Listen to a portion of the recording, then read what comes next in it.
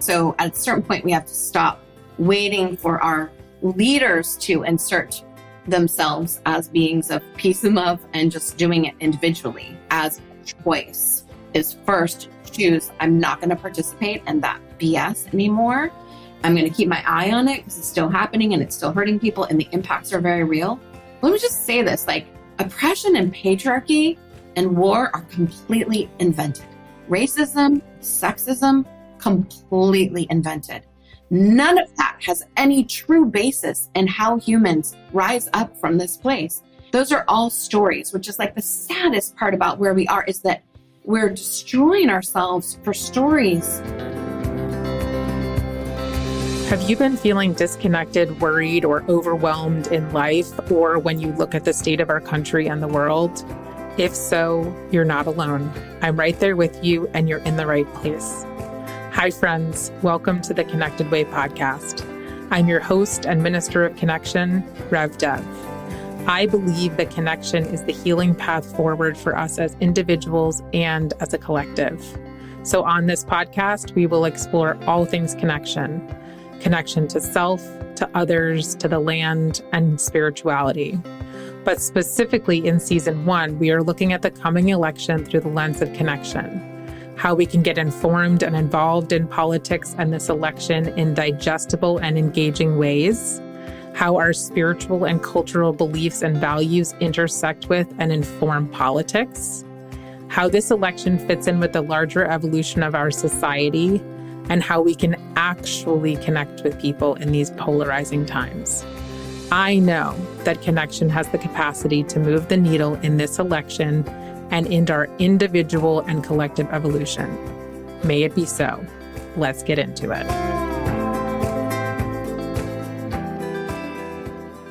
Hey, everyone. One of the themes that we're looking at in this podcast is the broader picture of the evolution of society and consciousness that I believe we are in the midst of. And this election and the disconnection and division we're experiencing in our society is all part of that transformation.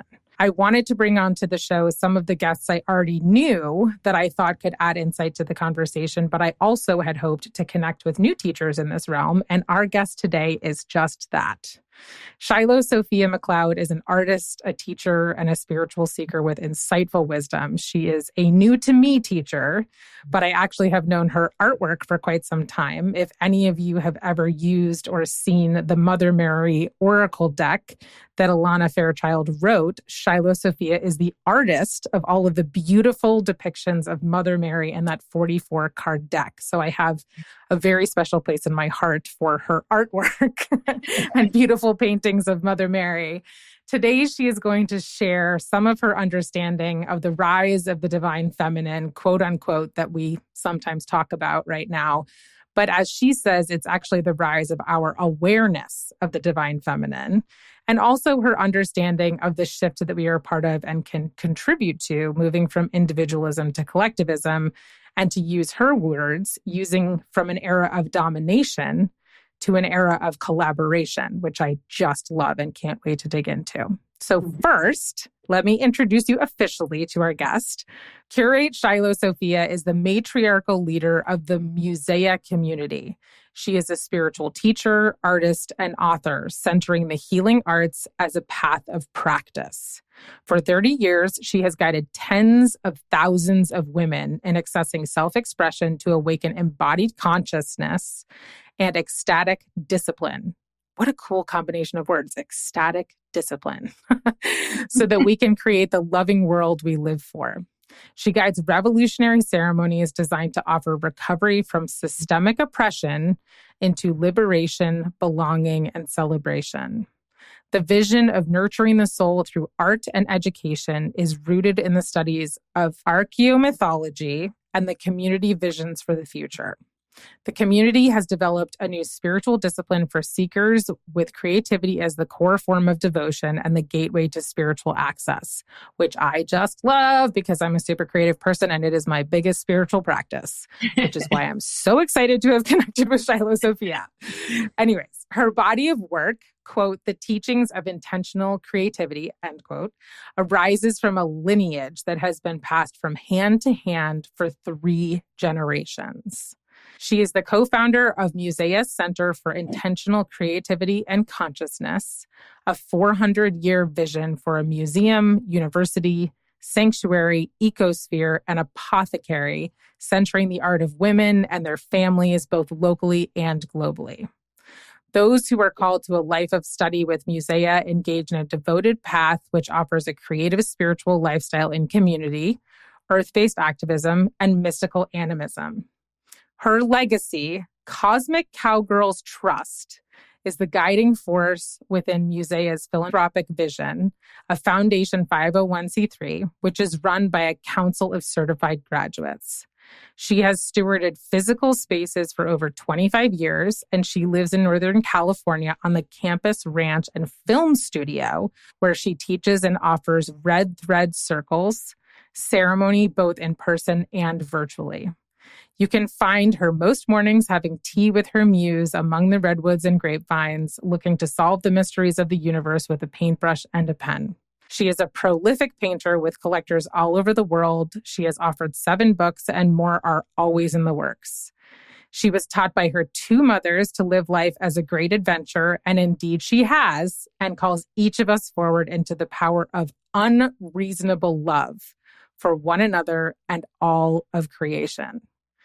Wow, what a bio, Shiloh Sophia. That is incredible. I'm so excited you're here. I'm glad to be here. I wrote it for you this morning, actually. I was looking at the bios and I was like, let me do this one for the Rev Dev right now. I love it. Well, it feels so aligned. And I'm, of course, obsessed with everything that you've shared in here. And I know that other people listening to the podcast will be also. I also really encourage all of you to go to the show notes or to the webpage for this specific episode, because I am going to include links with lots of resources that Shiloh Sophia is sharing with us, but also because you need to see her artwork. It is absolutely astonishing. And there will be video clips online on social media handles. And so I hope that you go and look, because she is stunning. She is in her studio. She's wearing this incredible emerald hat and is surrounded by her beautiful artwork. And she is just stunning. So I hope you get to see that in some of the video clips. Thank you. Yes, of course. All right. So, Shiloh Sophia, could you share a little bit with us about your background and how you ended up where you are now in your life and your work as the matriarch of a community, an artist, and a teacher? Tell us a little bit more about your path getting to this place. Absolutely. Well, first of all, thank you again so much for having me, and welcome to all of you who are tuning in. And my hope is to ignite your own desire for self-expression. So through my sharing, it's, yes, my story, my answers to these awesome questions, but I'm ultimately here to spark your own self-expression. So be looking out for where you feel excited or called, or where you'd like to do more. Maybe you want to journal or draw or dance or paint. So let's light each other up while we're here. So background, I was raised by radical feminists, and one was a deeply mystical Christian who honored the mother, and one was a deeply radical feminist separatist who only honored the goddess. And in some ways, they were almost like the opposites of each other. And in a way, I'm kind of like the hybrid child of these 2 women's philosophies. And I took what they gave me as a child and as an adult, because I studied with them my whole life, and looked at the teachings they were carrying, which I was like, I'm not seeing this offered anywhere. Like, this makes so much more sense than what they're teaching me at my job or at my corporate education and the arts. And so I began to formulate, name, illustrate, quantify, declare, and teach the things they taught me. So I turned their ideas into teachings. And that's what we call the teachings of intentional creativity. So the background is feminism and creativity and spirituality all bundled up, which resulted in me. Amazing. And were they artists as well? Was the creativity part of their path in addition to their spiritual leanings? Yes, absolutely. One mother, whose name is Sue, she's the painter mother, and my other mother, my birth mother, is Karen, and she's the poet mother. Although they both wrote and paint and drew. And so they passed all those arts onto me. Wow. So beautiful. Here's the riddle. I wasn't good at any of it. And so I think that's where my unique invitation to everyone to be self-expressed comes in, because they were both talented and intellectuals, like deeply, neither one of them had a high school education, but they were deep historians and intellectuals and philosophers, unlike anyone I've ever heard to this day.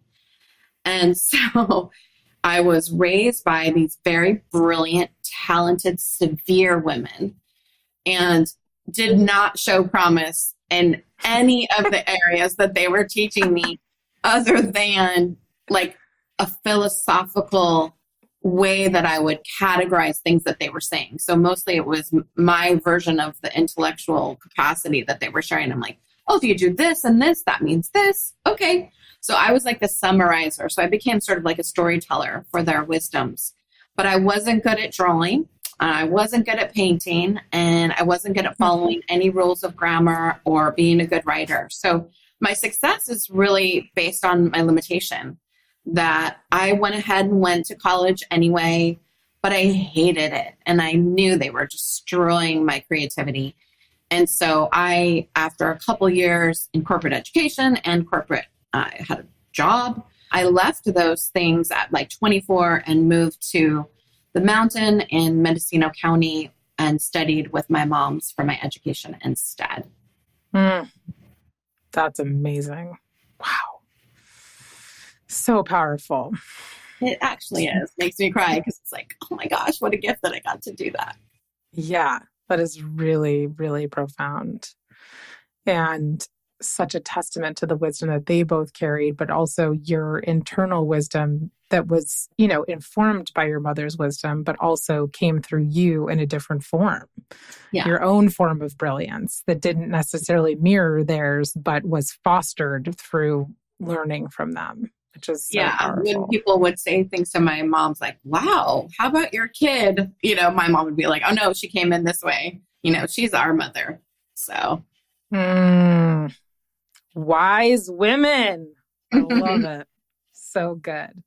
All right. So let's talk a little bit about the divine feminine. Speaking of feminists and incredible wise women, I want to be clear with our guests because some of them have maybe heard of the divine feminine or might have a broad understanding of what it is, but aren't totally sure. So the divine feminine came up in an episode with Rev Carla, who is an ex-Southern Baptist deconstructed Christian. And we were talking about patriarchy and healing from the influences of toxic masculinity, and that what is being called for is a balance between divine masculine and divine feminine, but especially focusing on the feminine and the fact that there's been this imbalance with feminine divinity and quote unquote power coming in. And so could you briefly describe for our guests what the divine feminine is and why it's significant? Okay. So divine feminine. I just want to say, regardless of what tradition you all come from, those of you listening in, she is in every single spiritual tradition, including the ones that we think of as patriarchy. There is no patriarchy without a mom. There's always a mom in the story. And so you may have to dig and look for it, but she's always there. She's in Islam. She's in Judaism. She's in Buddhism. She's in Christianity. She's in Mormonism. She's everywhere. And so let me just state that, because I think people can sometimes get kind of freaked out about her. And yet I just want to say, go look for her. She is there. And that's the primary teaching point about her that I bring forward is she's there. She's always been there. She's never not going to be there. Archaeomythology, which is basically the study of story relative to place, that you cannot learn about the artifacts of a place without learning about the place and the people who are practicing with those artifacts. So the artifacts, and that term was brought about by the archaeologist Maria Gimbutas, who demonstrated to the world through her findings that we have not always been a warring people because the weapons only go down so far. So it is the images of the mother which demonstrate how long she's been here, like at least 45,000 years, but of course, much further back than that. And of course, there's always been the mothers, but the worship of the mother through image and through her body and through her fertility and through her creativity and through her elemental nature is evidenced in the art. And so we know that as ancient civilizations went through time, she was always there until they started hiding, dividing, burying, cutting off, and eliminating and retelling the stories. But it's impossible to ultimately keep her out of the story because part of her nature is she multiplies herself. It's a very interesting phenomenon. So she just continues to appear over and over and over at the root of a tree, on a body of water. She just keeps coming, and then she just multiplies herself. Like, think of the Virgin Guadalupe, one of the mothers of the Americas, but also of this 500-year cycle. She is printed bajillions of times, over and over and over and over, like her image is populated. So I call that she is many. And so there's a way that no matter what oppressive cultures do, she just keeps showing up anyway. So I don't say the divine feminine is returning. I say she's never gone anywhere. It's us who are returning to awareness of her already existent presence in our lives and as we created her. So, the big controversial thing that I say, especially to probably Jewish and Christian groups, would be we make her in our image. So the ancient monotheistic text says we are made in their image as creators. And so perhaps, and also as artists, we make them in our image. And so the bodies of the mothers and the fathers that show up in ancient art, it's us, right? So it actually goes both ways.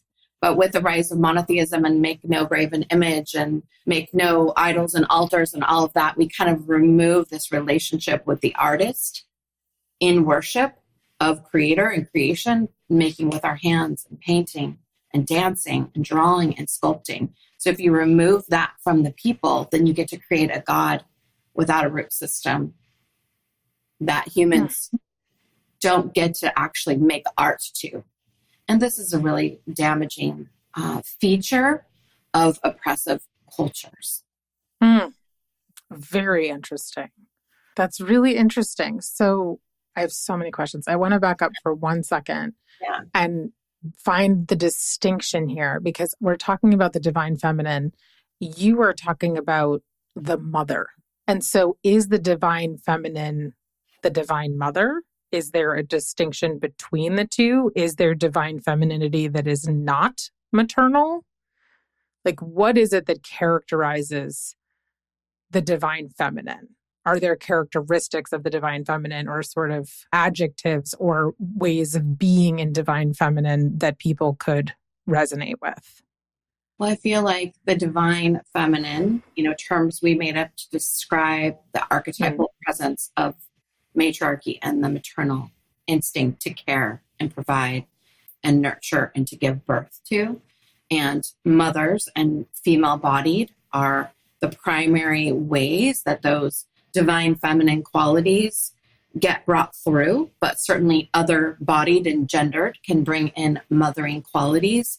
And so, when we talk about like the divine feminine, the divine masculine, it's like we kind of made up those terms to talk about something ineffable, but all genders could be included within the context of the divine feminine. Right. Female bodies are mostly designed to carry that codex of preservation for the future, which is where we have a problem with the advent of what we call patriarchy, which really has very little to do with actual men, although they are often backing up the privileges of that club. But it's really, patriarchy is not about women. Patriarchy is not about men, right? But with the advent of what we call patriarchy, which we could actually just call the dominant era or the oppressed, right? Because we can all participate in it. When that comes in, it's like a separation of a root system. So when a mother gives birth to a child, they want to make sure the water is clean to drink. That's just normal, right? But in patriarchal cultures, there's like this willingness to destroy water, which is ultimately to destroy life, because there's a disconnection from the actual root system. And we see this a lot in Greek mythology of like women, goddesses being born out of male body parts, right? So we just remove the need for mothering altogether. We remove the beauty of womb carriers, and we move away from the idea that someone who is biologically designed to birth children is biologically designed to protect earth, air, fire, and water. And unless she's totally mentally unwell, would do all that protection for her child. And a lot of fathers and other parented do that too, but it's a different biological design. It's a different innateness. And so that's the biggest tragedy of this era, is not understanding the earth is also our womb, our home, and we trash it as if we can exist without it. We don't have the need. We remove the need for mothering. So divine feminine as a primary overarching archetype with many factors, and mother as an emanation of the divine feminine that carries those qualities. And those qualities, some of the qualities that you've mentioned have been creation, right? So the actual act of creation, creativity, but also nurturing is a big one. And so, and like building community, right? So like making sure that all needs of all the members of the tribe are met. Like that is a divine feminine quality, is the nurturing and the creation, it sounds like. Yeah, I feel like it can be either gendered, either any-bodied, right? Any-bodied could bring, of course, qualities, but the root system is the origination of an egg, you know? And so it's this, we don't want to remove the mother from the story, because imagine just Christianity, even though Mother Mary's in there, like she's been reduced in the majority of post-Catholic Protestantism as this, you know, someone at Christmas that you sing Silent Night to. But if we don't have Mary, we don't have Yeshua, right? And so when I was a child, I would say to my mom, you know, does Jesus come from a broken family? Because like, I don't understand. Why is the mommy not being included in the family? Like, are her and Father God no longer together? Like, did they get a divorce? You know, the young child mind trying to make sense of a culture that was willing to eliminate the mother from the story, which then creates a completely different story without a birth-giving root system, and then an abstract dominant father figure who chooses people to be special and doesn't include the feminine as equal in equity with leadership. And it's just like, I just don't believe in any version of any creator that is violent and oppressive. I just don't believe in it. I don't believe in a violent god or goddess. I don't believe that that's who we are. And I definitely don't think that's who we need to be. And I actually believe that that's the part that humans made up, is being warring and blaming it on their god or their goddess. Like that's more recent. That's like less than 8,000 years old. Right. Yeah. Fascinating. So to that point with it, I mean, this very long history that you're talking about is very long, like almost so long that it's hard for us to wrap our minds around. But you've mentioned that there's a difference between the divine feminine rising and our awareness rising, right? So what do you see is happening in our culture? Because it sounds like you're saying that we lost the awareness, or are not as aware, have not been as aware for a period of time, and now are finding awareness again, which is why people are talking about the rise of the divine feminine. But in fact, it's actually the rise of our awareness. And so can you tell us a little bit about how you see that unfolding and how it has unfolded to this point? Well, first, like our awareness was disappeared through oppression. It just, we didn't evolve out of it. It was actually beaten out of us when the conquesting cycles started. And when the conquesting cycle, when I say conquesting, I mean people from other tribes coming into other people's place where they live, taking their women and children, killing their men, making sure they can't speak their language, removing their culture, silencing their music, taking away their deities, replacing their deities with their own, like that, which is like literally, we are in a cycle of conquest right now. We have a lot of comforts and a lot of developed nations, but like we're in a conquest cycle. Right. It's just people who live in countries where there's war, there's no question that we're in a conquest cycle, right? So those cycles shifted the relationship with the mother because they wanted to, if you want to dominate the future, you dominate the mother of the family and you separate her from the father. If you Hold on. You got to say that again because that is really big. That's a big aha for me. If you want to dominate, say it again. If you're in a conquester and you want to dominate the future, you eliminate the male presence or the protector and you dominate the mother through removing her access to her culture, replacing her culture with your culture, and then ensuring that those children are raised according to the future that you're trying to create as a conquestor. Right. Right. And so like in a perfect example would be in the area of Ukraine, which is where my father's family is from. And that's also where the work of archaeologist Maria Gimbutas focused her work, which is the whole area of the Kukutini Tripilia era people who were a matriarchal culture with giant temples. It's Romania, it's Ukraine, it's Moldova, it's the edge of Poland. That whole area was matriarchal. And we arrived there from Africa. My family lineage left 80,000 years ago. That's where we settled from my father's side. But there's a time in history where conquestors come in over the steppe and they basically eliminate all of the African male DNA from that area at that time. And then in my DNA, it says I'm part Metal Age invader. Like, isn't that just a friggin' trip? And so from that moment on, my family's DNA is not who we left with Ethiopia with. It's actually now a warring tribe that came in. And then so under their weapons are our goddesses from a archaeology perspective. So that's systemic oppression. And then my family who still live there to this day were under a fear of that happening again, basically like their whole life. And then it happened and it's happening now. Right. Of course. Right. And so how long has this age of conquest been going on? So it depends on who you talk to. Like the number of times I have Googled, when did the patriarchy begin? You know, what is the agreement about the start? In general, it's 8 to 13,000 years.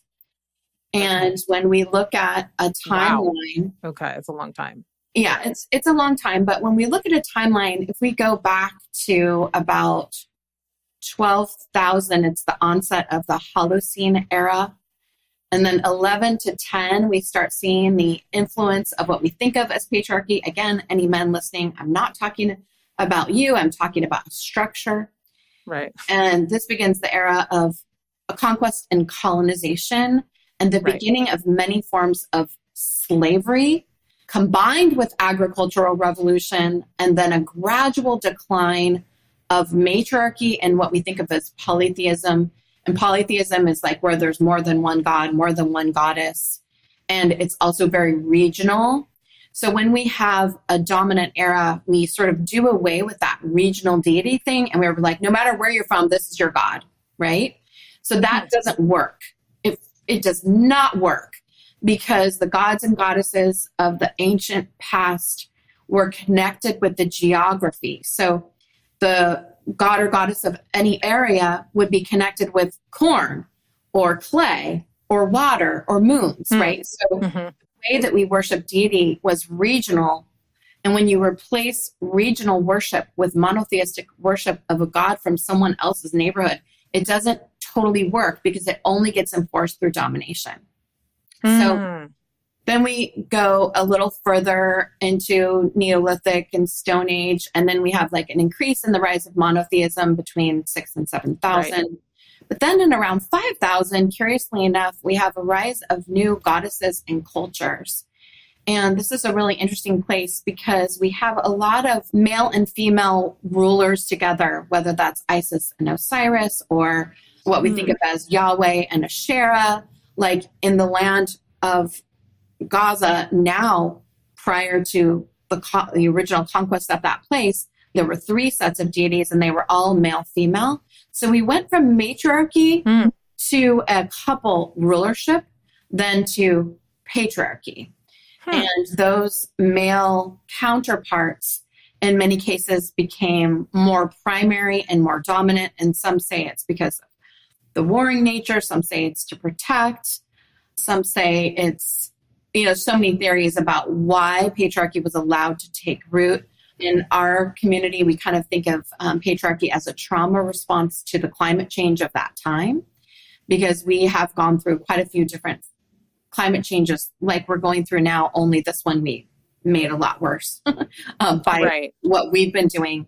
Then we go into the Copper Age and agricultural society at about 4,000, Bronze Age, and then the first wars, according to some texts, are like around 2,700 years ago. So we're already into monotheistic versions of Judaism, and then we go into Islam and Christianity, and of course there's so many other traditions and other places. Right, the Abrahamic religions. The Iron Age. Animism and shamanism are still alive at the Common Era return to zero. So they're still alive. Then the conquesting cycles began, and that's been going on for a couple thousand years. And then we went into the information age, and now we're in the era, I call 2023 the era of choice, and now 2024 the era of collaboration, which is chosen collaboration because obviously that's not happening in most places. But how does any big change happen? It's people bringing it forth, but usually it's the dominant people asserting a new era. And so at a certain point, we have to stop waiting for our leaders to insert themselves as beings of peace and love and just doing it individually as choice. Is first choose, I'm not going to participate in that BS anymore. I'm going to keep my eye on it because it's still happening and it's still hurting people and the impacts are very real. Let me just say this, like oppression and patriarchy and war are completely invented. Racism, sexism, completely invented. None of that has any true basis in how humans rise up from this place. Those are all stories, which is like the saddest part about where we are, is that we're destroying ourselves for stories that we're calling true that couldn't possibly be true. And yet we're willing to risk our lives and our families and our communities to back up these stories that are not true with a capital T. Humans made them up. Not that there's not power plays. Yeah. Not that there's not creators and gods and goddesses and energies and archetypes. I'm not denying that those things are real. It's what humans have done with it that has caused all the problems. I love it. So for those of you listening, Shiloh Sophia has an incredible graphic actually that explains this sort of historical path that we've been on. And so that's going to be in the show notes so that you can see it, and it will be linked on the webpage, and anywhere that you're listening to your podcast, you should be able to see that because it does help to sort of ground such a massive history into some visual understanding.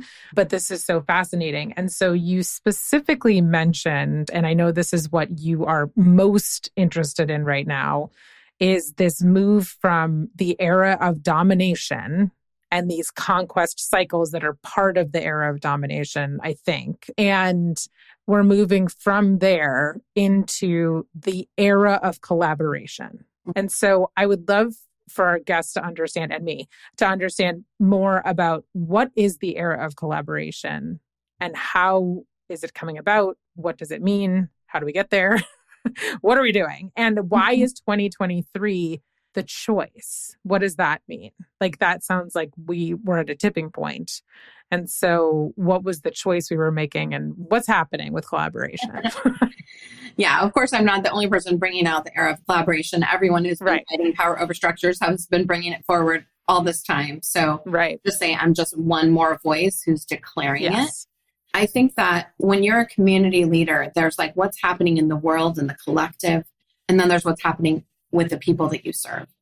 And so starting in about 2019 in our work with feminism and equity and diversity and inclusion and repair and reparations, we made a decision as a community to focus inside the community.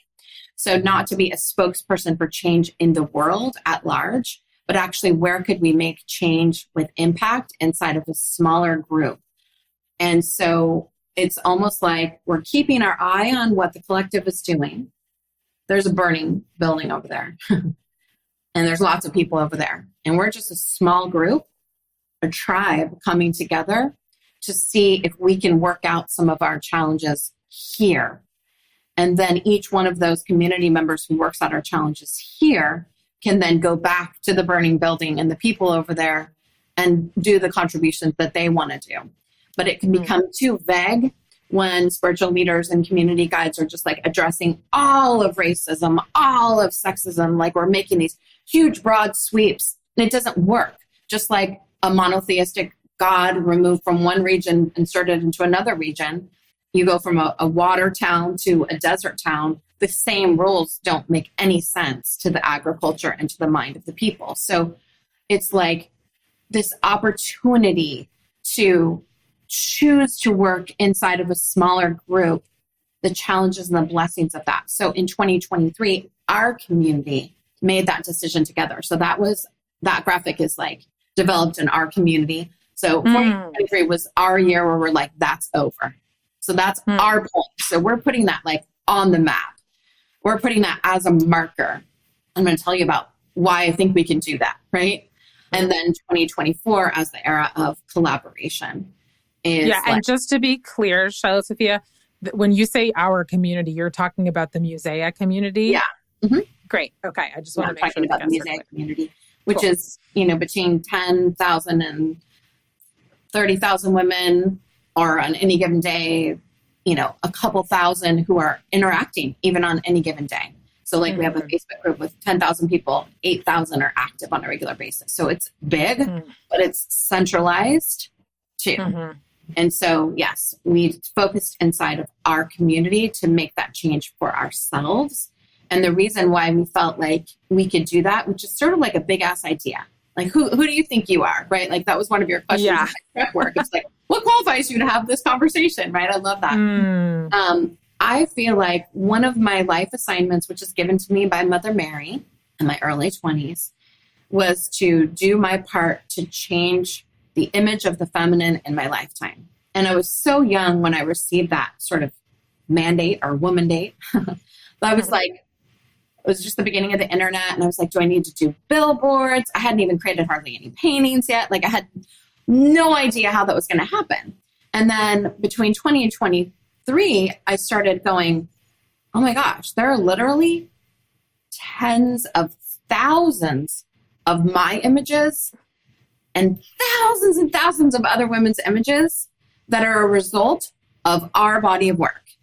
And I had this image appear to me that was like, if every place on earth that our work has touched lit up, we would see most likely the largest, well-organized, long-term, consistent, spiritual, creative movement that we have seen since we've been Homo sapiens. Whoa. That's a big deal. Because it's organized, right? Right. Because it's organized and it's specific. And when I started, if you Google Divine Feminine, it's like me and Susan Siddon-Belay and Mine Red Craighead and, a little Georgia O'Keeffe and Not Frida Kahlo yet. Like at the beginning, it was mostly, it wasn't that much happening. Right now, it's like just everywhere and everything. But we've been a part of that movement, and we continue to this day. Like every month, our community is creating hundreds of images of the feminine and her family. So that could be disputed, but I haven't seen an art movement that was centered in this way.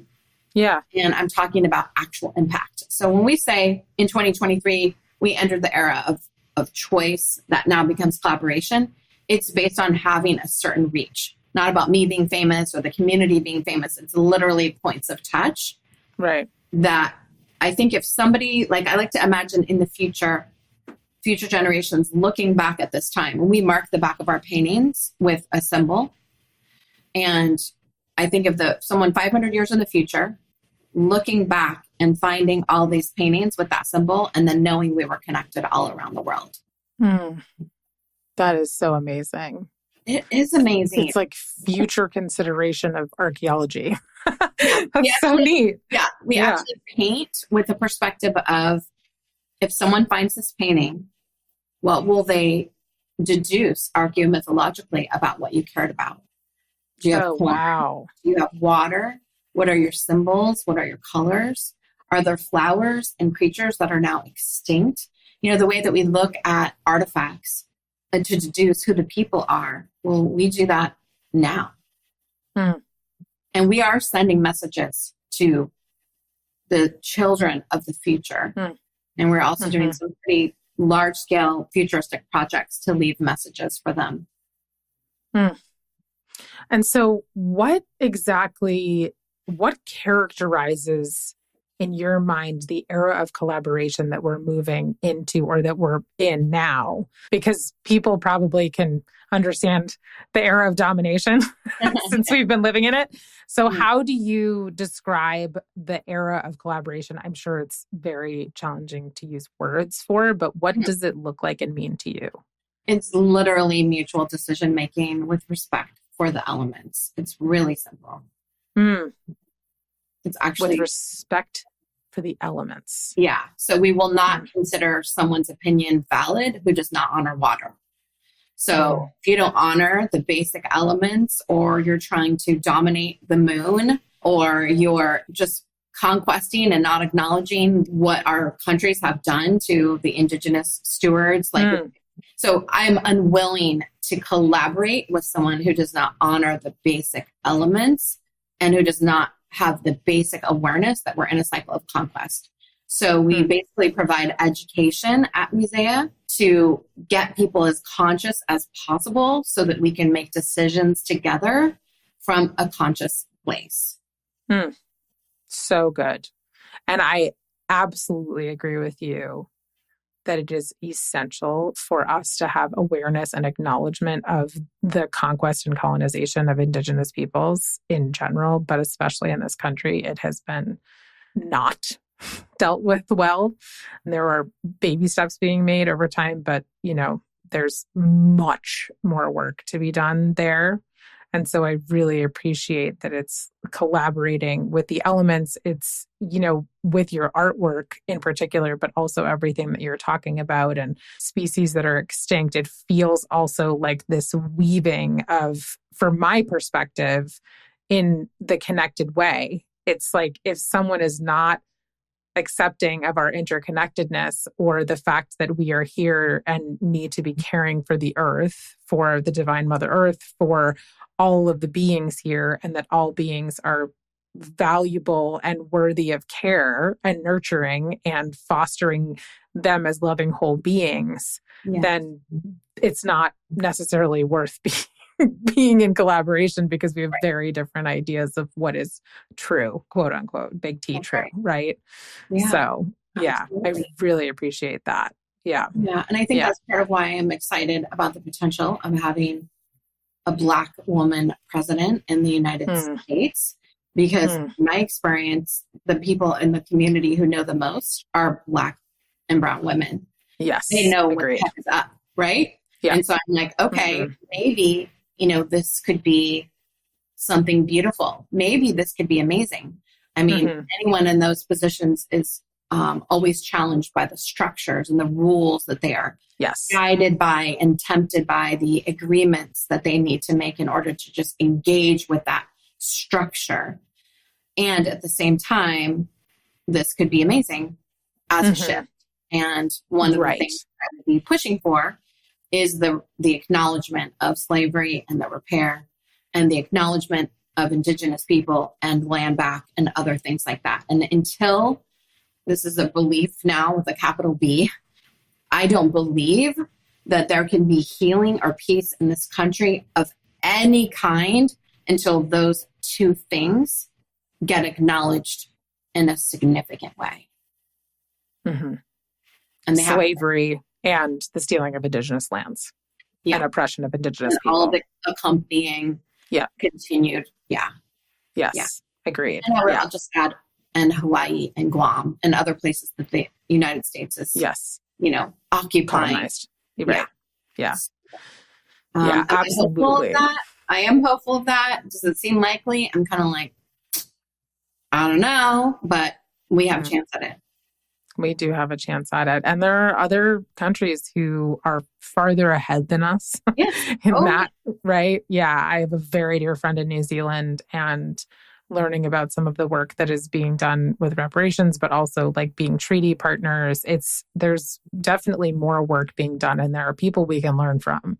Absolutely. So and I absolutely agree with you that Black women and women of color and queer people of color have incredible insight into how we can heal, and they are the teachers that we need to listen to. And so I too feel very encouraged by the hope and potential for a woman of color to be president, but also recognizing that this is a patriarchal broken system and the system needs to change.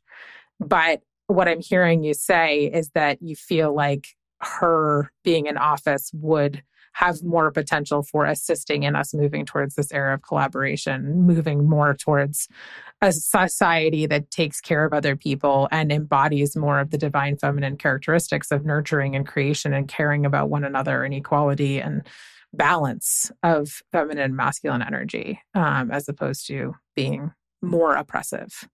Yeah. It's going to be interesting. Yeah. It's this shift from like oppression to connection, right? Mm-hmm. Which is a really interesting shift. I've been talking about it a lot as a shift from disconnection to connection, but it actually could be better characterized as oppression to actual connection and equality. So I really appreciate that. So what can people do, Shiloh Sophia? Like, obviously, if they're in the Musea community and they're a part of this incredible community of people creating art, it sounds like all over the world, that's a part of your community. What else can people do to assist in us moving away from this domination cycle that we've been in, cycle of conquest and domination? How can people move towards what you're talking about and what we're talking about here, and more connection and awareness of the divine feminine within them, but also towards a culture that is more connective and collaborative? Mm-hmm. Yeah, so obviously our community is designed to curate experiences where you come into consciousness through self-expression. It's almost like painting is how we get there, or drawing or dancing is our worship mode. It's not ultimately about painting and drawing and writing. It's ultimately about what happens for the human who uses creativity to awaken. And so I don't want anyone to be scared off who's like, I can't draw, I'm not a painter.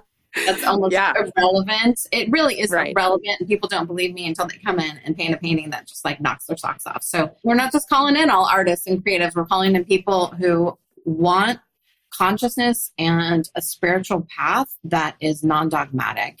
So within our community, there's plenty that you can do and participate. We have a complimentary app that's off Facebook called On Musea. So there's places to gather that are authentic and protected.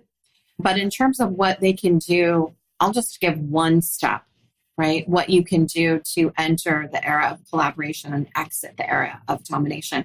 And this is where my spiritual training comes in, because I'm a reverend, although I don't use that title. Mm-hmm. We make this shift through ceremony. So we conduct ceremonies that feel almost like exorcisms, honestly, like almost like an extraction from an oppressive curse, where you actually exit the internalized and externalized oppression that has been bred into us on purpose. So you first do ritual to exit your energy, your spirit, your identity, your gender, like just get your whole self out of the burning building. And that's through ritual. Got it. Then once you're there, it's an adjustment, because it can be scary to leave your familiarity with what you think is so about your God, about your culture, about your ancestry. But there is a leaving of some of that behind for a while. And in our work, we then do creativity and meditation to like develop a new nervous system relationship. And then when we're well enough, then we turn toward projects. So this is not a concept-based community. We make projects. We do exhibits with women's work. We call councils. We go to the United Nations. We make movies. We have complementary education. We are ultimately creative activists. And so once you get out of the oppression and then have a little bit of time of recovery, you're in their caterpillar soup stage, then butterfly is like coming over and starting to now express, to be in a community, to work on a project. Like most of our curriculum is delivered by multiple women. We have 500 graduates who basically run all the companies and communities. So it's based in action, not in concept. Right. Got it. And so if someone isn't in the community, what could they do? I mean, obviously there's a lot of conceptual things that they can do, right? Like paying attention to where domination and collaboration or disconnection and connection are at play. But are there also things that they could do to help shift towards this era of collaboration? I think anyone who feels called to call circles where there's a discussion, which is not everyone, because you open yourself up for challenge. So I always say, well, if you feel called to call a circle to have a conversation, just don't act like you're the expert. Just be like, I'm calling the circle. Here's a few things I know, but I'm not going to replace your beliefs with mine. What do you think? So calling circle is one of the things that I recommend. And the other thing I recommend is doing some devotional work inside of other communities and cultures that you don't know that much about, so that you can experience service. So volunteering, contributing to other organizations who are already in the act of doing the work of repair. And I would say choose something that you feel called to, that lights you up. Wow, I would love to work in the women's department at a museum, or wow, I would love to work with early childhood education and come in and offer an art class. Wow, I'd love to. So like there's this feeling of what you would love to do. And that's the best way to regulate the repair, is to pick something you're passionate about that you just can't live without. Got it. That's amazing. Could you just talk a little bit about the pledge that you have that is moving people towards this era of collaboration? Absolutely. So we have a pledge called the Good Relations Pledge. We'll put it in the show notes, but you can just Google the Good Relations Pledge as well. And this came out of our community going to the United Nations multiple years in a row and bringing an indigenous elder from the United States to speak. Her name was Carmen Baraka. She's my elder and ceremonialist. And the women from other countries, when she would speak on what Native American women are dealing with in the United States, the women from the other countries would come up and just be baffled. They had this idea about the United States and didn't really get it. And the United Nations doesn't really represent Native American voices in the way that they could, right? So it was like a revelation to just bring awareness to that. And it was kind of like we didn't know that they didn't know that the United States is still oppressing. Indigenous people of the United States call it the 500-year war because it hasn't ended yet. And so we started seeing how the view of the United States was skewed. And then we started really realizing that even though the Obama administration offered a repair, almost no one heard about it. It wasn't that big of a deal in terms of like making change. And we got tired of waiting for an apology at the level of government. And so I said, what if individuals could do the repair individually or in small communities instead of doing the reparation work? Like that's step one. And what if each individual could make the pledge on their own to begin the repair work? So we actually worked for almost 2 years on that simple document, including mostly with Native American people in the United States, but also Indigenous people in Canada in our community. So all the reviewers were in the community. And we just kept working the language and working the language and working the language so that we could start the work. And, it's one of those things where this pledge has been in front of hundreds of thousands of people, and we only have a couple thousand signatures. So it's disappointing that we did not get it, right? We didn't get it. Oh, this is so normal. This is so good. People are just going to love this. And so even though we presented it at the United Nations and all of that, it still hasn't gotten traction, which is just stunning to me. But anyway, it's there.